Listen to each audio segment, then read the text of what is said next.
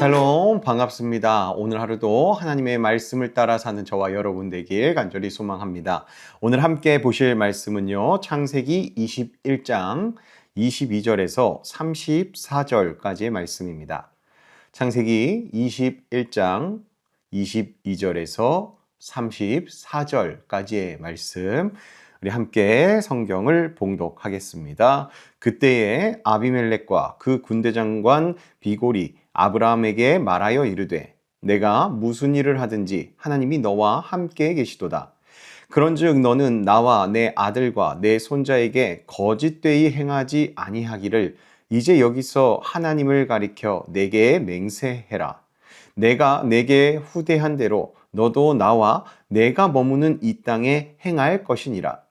아브라함이 이르되 내가 맹세하리라 하고 아비멜렉의 종들이 아브라함의 우물을 빼앗은 일에 관하여 아브라함이 아비멜렉에게 책망하매 아비멜렉이 이르되 누가 그리하였는지 내가 알지 못하노라. 너도 내게 알리지 아니하였고 나도 듣지 못하였더니 오늘에야 들었노라. 아브라함이 양과 소를 가져다가 아비멜렉에게 주고 두 사람이 서로 언약을 세우니라. 아브라함이 7 암양 새끼를 따로 놓으니 아비멜렉이 아브라함에게 이르되 이 7 암양 새끼를 따로 놓음은 어찌미냐. 아브라함이 이르되 너는 내 손에서 이 암양 새끼 7을 받아 내가 이 우물판 증거를 삼으라 하고 두 사람이 거기서 서로 맹세하였으므로 그곳을 브엘세바라 이름하였더라.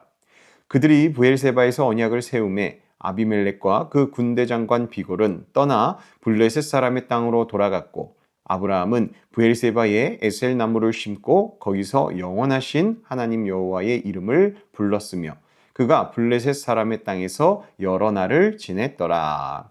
아멘.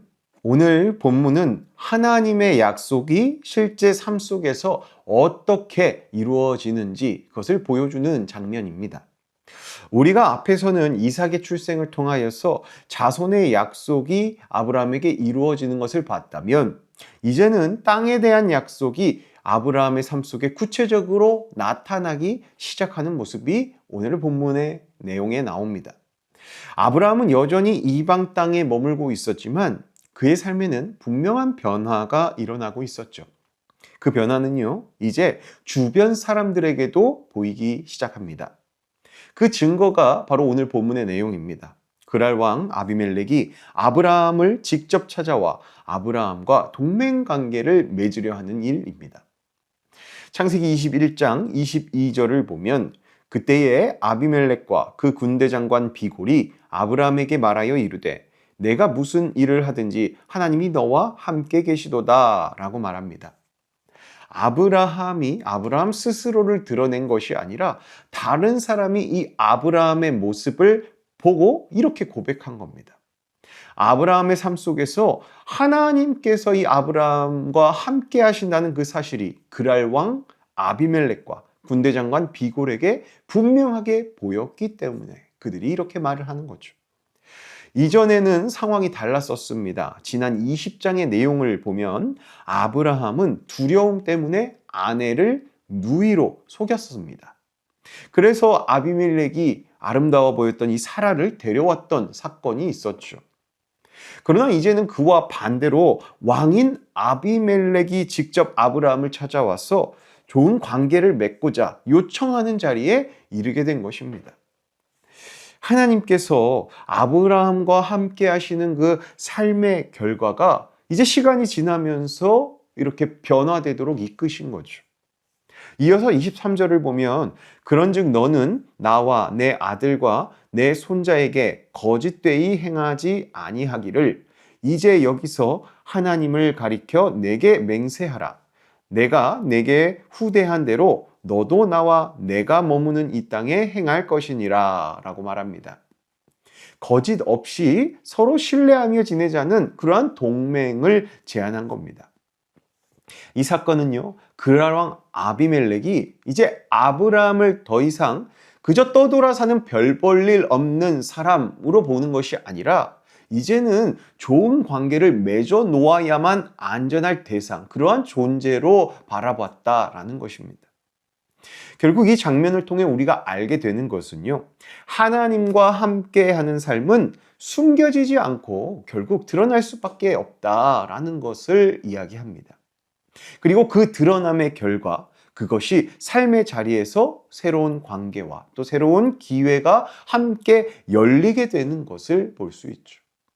함께 하시는 하나님과 함께 그렇게 살아갈 때에, 순종하며 나아갈 때에 우리의 삶의 자리가 바뀌기 시작한다라는 것이죠. 하나님의 은혜로 말미암았어요. 그런데요, 이 아브라함과 아비멜렉이 이 동맹 관계를 맺는 과정에서 해결해야 할 한 가지 문제가 있었습니다. 그 문제가 이어서 나타나는데요, 아브라함이 먼저 그 해결해야 할 문제를 아비멜렉에게 이야기를 꺼냅니다. 25절입니다. 아비멜렉의 종들이 아브라함의 우물을 빼앗은 일에 관하여 아브라함이 아비멜렉을 책망하매라고 말씀합니다. 그동안 참고 있었던 일을 아비멜렉에게 이제 아브라함이 분명하게 이야기하는 것입니다. 예전 같았으면 무섭고 두려웠기 때문에 그냥 침묵하고 손해를 감수하면서 그냥 넘어갈 수 있을 만한 일이었지만 이제는 달라졌다라는 것이죠. 하나님께서 주신 자리와 약속을 아브라함은 분명히 알고 있었기 때문에 정당한 권리를 바로 이 아비멜렉 앞에서 세우려고 했던 것이죠. 당시에 이 우물이라는 것은요, 단순한 물 정도가 아니라 그 땅에서 살아갈 수 있는 없어서 안 될 기본 조건이었습니다. 즉, 우물이 있어야 그곳에 머물러 살 수 있고 공동체가 함께 있을 수 있는 그러한 기반이 마련된다라는 것이었죠. 그래서 이 문제는 아브라함에게 있어서 반드시 해결되어야 할 중요한 문제였습니다. 이 아브라함의 말에 아비멜렉은요, 이 일을 자신이 알지 못했었다라고 말을 하면서 그 아브라함의 상황을 인정해 줍니다. 그리고 두 사람은요, 이 문제를 그냥 넘기지 않고 분명하게 정리하기로 하죠. 아브라함은 30절에서 너는 내 손에서 이 암양 새끼 7을 받아 내가 이 우물판 증거를 삼으라 라고 말하면서 암양 새끼 7을 따로 내어놓습니다. 이것은 우물의 소유가 아브라함 자신에게 있다는 것을 이 아비멜렉에게 공식적으로 확인받기 위한 행동이었습니다.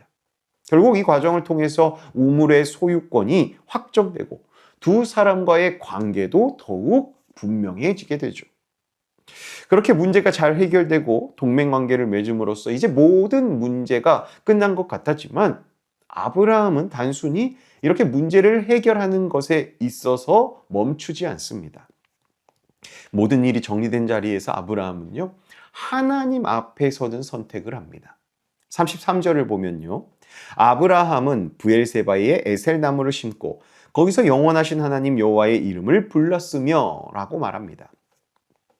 아브라함은 문제 해결에서 끝나지 않고 여호와 하나님의 이름을 부르며 예배하였다. 하나님을 예배했다라는 겁니다. 이것이 중요한 것입니다. 문제 해결이 끝이 아니라 문제 해결 마친 후 하나님께 영광 돌리는 것이 믿음의 마지막 모습인 것을 이 아브라함을 통해서 우리가 볼 수 있게 된 것이죠. 계속 33절을 보면요, 여기서 아브라함이 에셀나무를 심었다는 것은 그저 그냥 단순한 행동으로 봐서는 안 됩니다. 이 구약 시대에서 나무를 심는 행위는 그 땅에서의 정착과 지속성을 의미하는 것입니다. 즉, 아브라함이 그곳에 에셀나무를 심은 것은 그 땅의 아브라함 공동체가 계속 머물겠다라는 뜻이고 하나님께서 주신 땅이다라는 것을 인정하는 표시로 그렇게 나무를 심었다라고 우리가 볼 수 있는 겁니다. 그리고 계속해서 또 33절을 보면요, 아브라함이 하나님을 어떻게 부릅니까? 영원하신 하나님이라고 부릅니다. 아브라함이 영원하신 하나님이라 표현하고 하나님을 그렇게 고백한 것은 지금까지 이 아브라함을 인도하신 하나님께서 앞으로도 나의 삶을 계속해서 인도하시고 나와 함께 하신다라는 믿음의 고백이 이 안에 담겨 있는 겁니다. 영원하신 하나님, 나와 함께 영원히 약속을 지키시면서 함께 하실 하나님, 그 하나님을 신뢰함으로, 믿음으로 고백한 것이죠. 아브라함은요, 이 고백을 보면 자신의 노력으로 여기까지 왔다고 생각하지 않습니다. 하나님 앞에 예배하는 이유가 무엇입니까? 하나님께서 나와 함께 하셨기 때문에 내가 지금 이 자리까지 왔다는 것을 아브라함이 분명 알았기에 하나님께 예배드림으로 영광을 올려드린 것이죠. 그래서 그 놀라운 하나님의 은혜의 결과 앞에서 아브라함은 자신을 드러내는 것이 아닌 하나님께 예배드리며 하나님만 드러냈다라는 것입니다. 우리도 때로는 문제만 해결되면 끝이라고 그렇게 생각할 때가 참 많습니다. 그러나 진짜 믿음은 문제 해결 이후에도 하나님 앞에 서는 것입니다. 하나님께서 이루신 일을 인정하고 그 자리에서 하나님을 높이는 것, 그것이 진정한 믿음의 사람의 모습이다라는 것이죠. 이제 오늘 말씀을 정리해 보겠습니다. 하나님께서 아브라함과 함께 하셨기 때문에 그의 삶에 분명한 변화가 나타났었죠. 그랄 왕 아비멜렉이 먼저 찾아와서 화친을 요청할 만큼 하나님께서는 아브라함의 삶에서 하나님의 함께 하심을 드러내셨고 또 생존과 관련된 우물의 문제도 바로 잡히게끔 인도하시며 아브라함의 삶의 자리가 더욱더 확고해지게끔 하나님의 언약 안에서 그 땅의 약속이 확고해지게끔 그렇게 한 걸음 나아가게끔 하셨습니다. 그리고 아브라함은 이 모든 일의 끝에서 하나님 앞에 예배를 드리며 하나님께만 영광을 올려드렸습니다. 오늘 본문이 우리에게 주시는 분명한 말씀은 하나님께서 우리와 함께 하셔야 하나님 안에서 문제가 정리되고 삶의 자리도 회복된다라는 것입니다.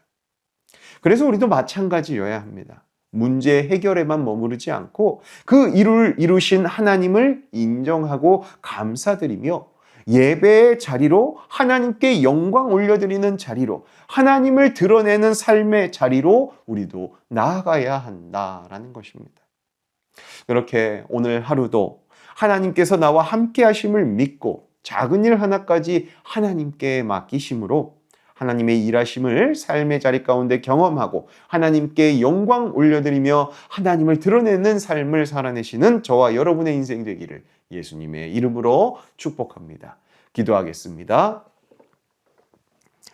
우리와 함께 하시는 하나님 아버지, 하나님께서 저희 삶 속에 함께하고 계심을 안다고 그리고 그것을 믿는다고 우리가 고백하면서도 때로는 저희가 그것을 잊어버리고 내 힘과 방법으로 살아가려 했던 그 모습들 주님 앞에 회개합니다.